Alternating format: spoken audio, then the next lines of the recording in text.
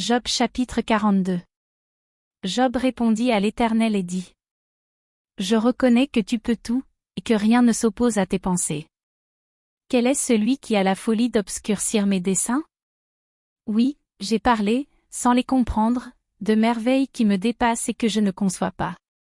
Écoute-moi, et je parlerai, je t'interrogerai, et tu m'instruiras. Mon oreille avait entendu parler de toi, mais maintenant mon œil t'a vu.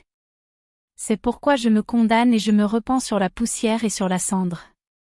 Après que l'Éternel eut adressé ces paroles à Job, il dit à Éliphaz de Théman: Ma colère est enflammée contre toi et contre tes deux amis, parce que vous n'avez pas parlé de moi avec droiture comme l'a fait mon serviteur Job.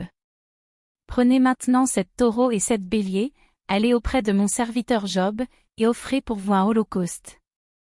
Job, mon serviteur, priera pour vous, et c'est par égard pour lui seul que je ne vous traiterai pas selon votre folie, car vous n'avez pas parlé de moi avec droiture, comme l'a fait mon serviteur Job. Éliphaz de Théman, Bildad de Shuach, et Tsophar de Naamah-allèrent et firent comme l'Éternel leur avait dit, et l'Éternel eut égard à la prière de Job. L'Éternel rétablit Job dans son premier état, quand Job eut prié pour ses amis, et l'Éternel lui accorda le double de tout ce qu'il avait possédé. Les frères, les sœurs, et les anciens amis de Job vinrent tous le visiter, et ils mangèrent avec lui dans sa maison. Ils le plaignirent et le consolèrent de tous les malheurs que l'Éternel avait fait venir sur lui, et chacun lui donna un késita et un anneau d'or. Pendant ces dernières années, Job reçut de l'Éternel plus de bénédictions qu'il n'en avait reçues dans les premières.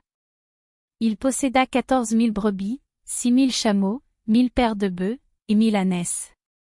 Il eut 7 fils et 3 filles.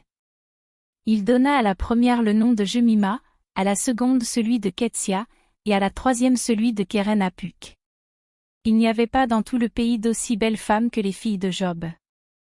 Leur père leur accorda une part d'héritage parmi leurs frères.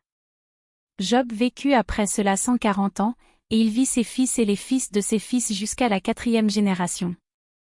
Et Job mourut âgé et rassasié de jours.